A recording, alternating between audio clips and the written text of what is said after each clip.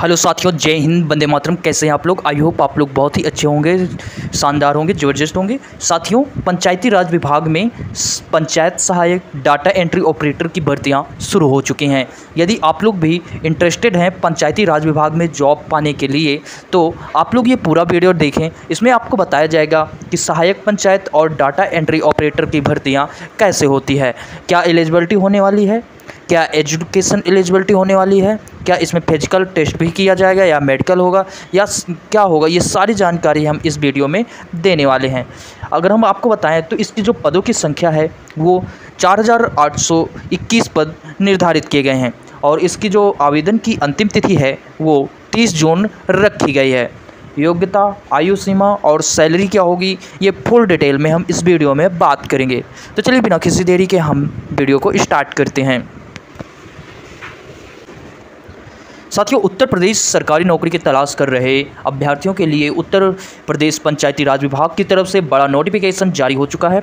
आप सभी को बताना चाहेंगे कि पंचायती राज विभाग की तरफ से आधिकारिक नोटिफिकेशन जारी कर दिया गया है। नोटिफिकेशन के अनुसार उत्तर प्रदेश के ग्राम पंचायत में भी पंचायत सहायक और अकाउंटेंट काम के पदों पर 12वीं पास अभ्यर्थियों का फॉर्म भर सकते हैं।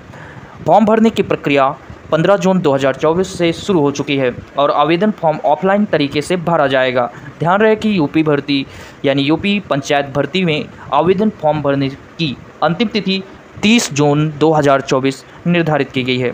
यूपी पंचायत भर्ती में आवेदन फॉर्म भरने के लिए अभ्यर्थियों को किसी भी प्रकार का फीस देने की ज़रूरत नहीं है,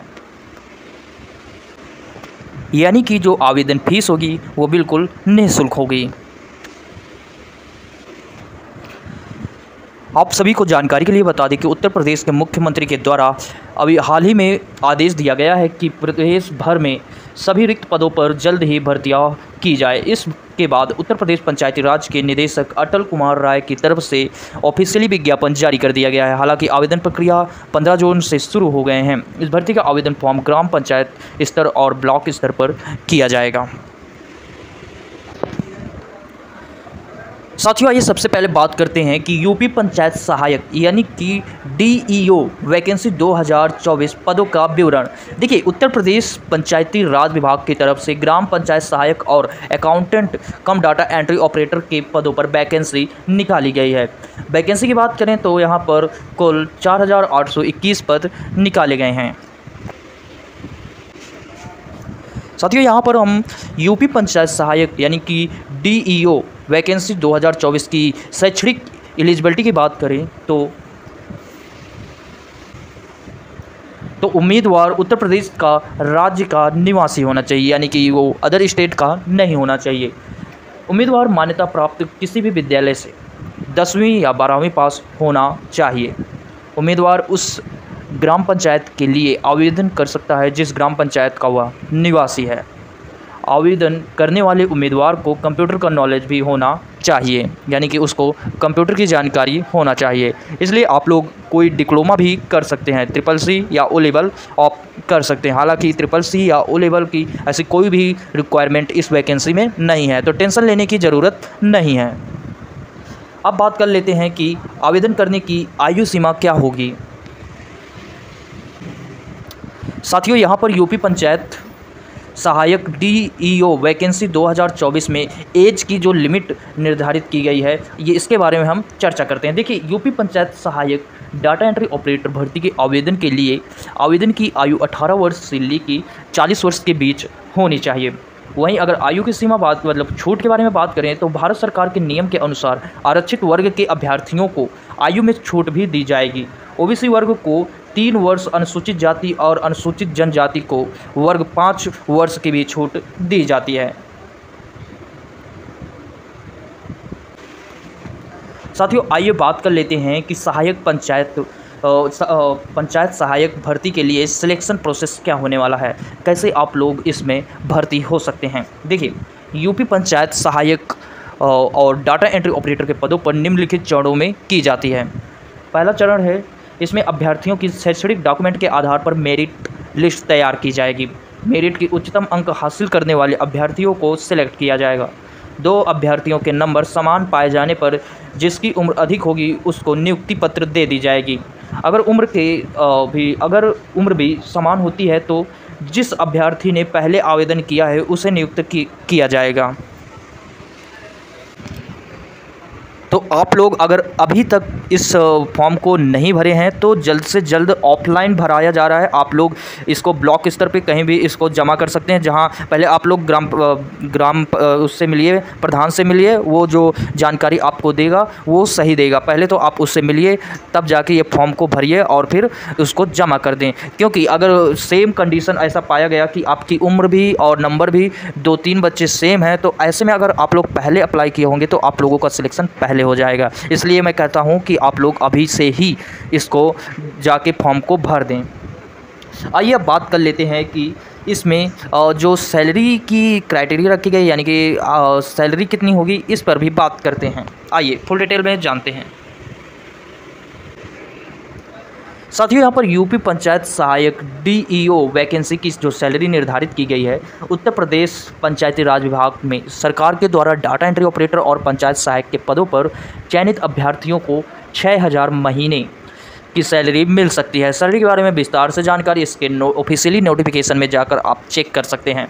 देखिए, यहाँ पर यूपी पंचायत सहायक की जो सैलरी निर्धारित की गई है वो 6,000 रखी गई है। वहीं पर अगर बात करें डाटा एंट्री ऑपरेटर की, तो यहाँ पर 6,000 उनकी भी निर्धारित की गई, यानी सेम सैलरी होने वाली है। साथियों, आइए यहाँ पर हम बात करते हैं कि यूपी पंचायत सहायक यानी DEO भर्ती के लिए आवश्यक डॉक्यूमेंट्स क्या होने चाहिए। क्योंकि आपके पास अगर ये डॉक्यूमेंट्स हैं तभी आप लोग इस वैकेंसी के लिए एलिजिबल हैं। अगर नहीं है तो आप लोग जल्द से जल्द इन डॉक्यूमेंट्स को बनवा लीजिए, ताकि आने वाले वैकेंसी में आपको फ़ायदा देगा। देखिए, सबसे पहले आपके पास आधार कार्ड होना चाहिए। उसके बाद आपके पास मोबाइल नंबर या ईमेल ID होनी चाहिए। 10वीं या 12वीं के मार्कशीट होनी चाहिए। जाति प्रमाण पत्र होना चाहिए। निवास प्रमाण पत्र होना चाहिए और पासपोर्ट साइज की फ़ोटो होनी चाहिए और अभ्यर्थी का सिग्नेचर भी होना चाहिए। यदि आप लोगों का जाति प्रमाण पत्र या निवास प्रमाण पत्र नहीं बना है तो आप लोग जल्द से जल्द बनवा लें, ताकि इस भर्ती के लिए आप लोग एलिजिबल हो सकें। साथियों, आइए बात कर लेते हैं कि पंचायती सहायक भर्ती के लिए आवेदन कैसे करना होगा। देखिए, उत्तर प्रदेश पंचायती राज विभाग पंचायती सहायक और डाटा एंट्री ऑपरेटर भर्ती के लिए आवेदन फॉर्म भरने से पहले उस फॉर्म को आपको डाउनलोड करना होगा। आवेदन फॉर्म पंचायती राज विभाग की आधिकारिक वेबसाइट पर, यानी कि https://panchaytiraj.upnic.in पर प्रकाशित किया जाएगा। आप लोग जब भी ये लिंक को क्लिक करेंगे, हालांकि हम इस लिंक को हम डिस्क्रिप्शन में भी प्रोवाइड करा देंगे, आप लोग वहां से भी जाकर इस पर क्लिक करके डायरेक्टली फॉर्म तक पहुंच सकते हैं। तो अगर आप लोग वहां से डिस्क्रिप्शन में नहीं जाना चाहते तो आप लोग ये सर्च करिएगा गूगल पे, तो सामने वो फॉर्म आ जाएगा।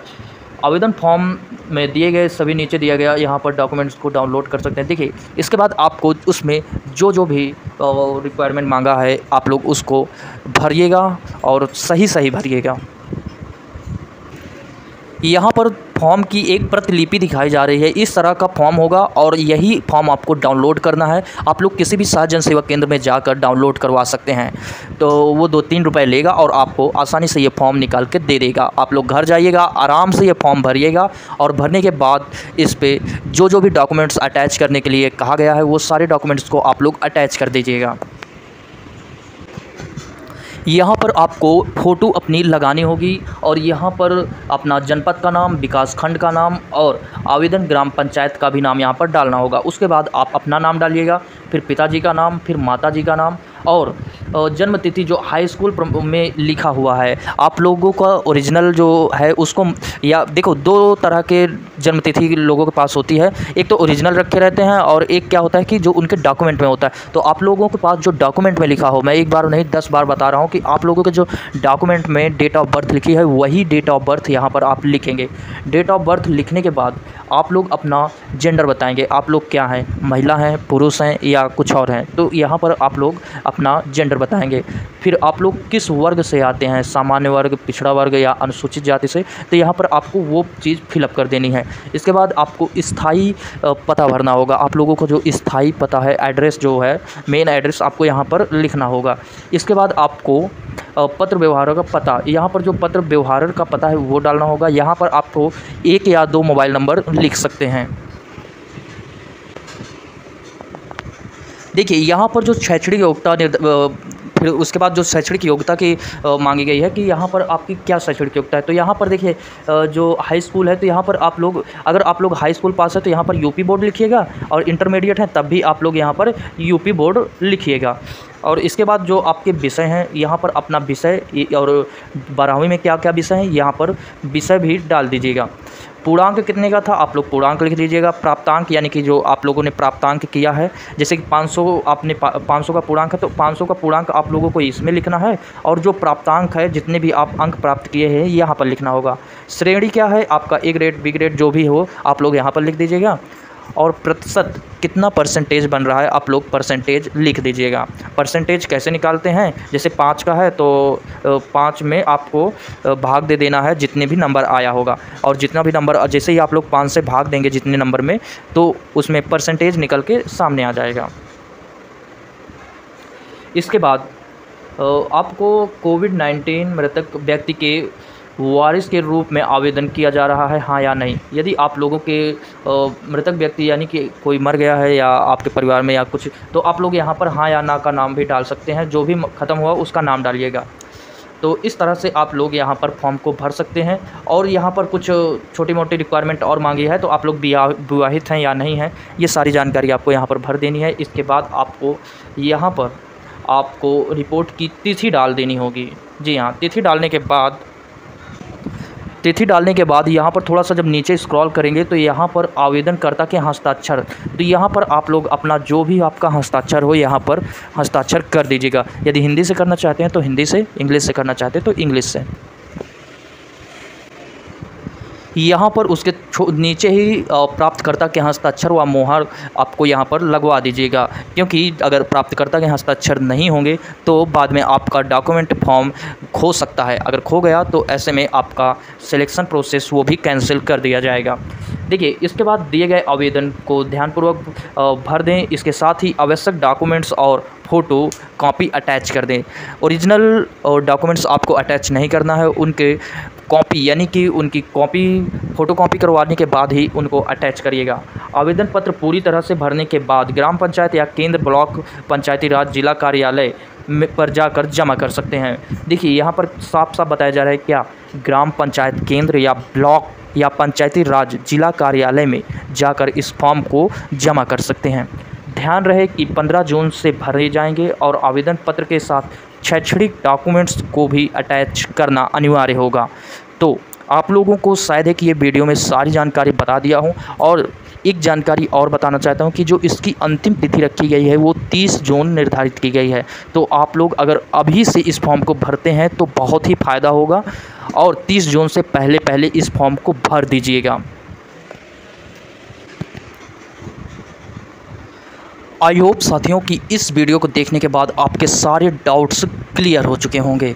तो अगर आपके सारे डाउट्स क्लियर हो चुके हैं तो आप हमें कमेंट में बता सकते हैं कि ऑल क्लियर। अगर कुछ भी डाउट्स है तो आप हमें कमेंट सेक्शन में भी पूछ सकते हैं कि सर ये चीज़ अभी हमें समझ में नहीं आई है। तो आप लोग जैसे ही पूछेंगे हम लोग नया वीडियो बना देंगे या कमेंट में ही रिप्लाई करके बता देंगे। जो भी डाउट्स है आप हमें संपर्क करें। धन्यवाद, मिलते हैं अगली ही ऐसी शानदार वीडियो के साथ।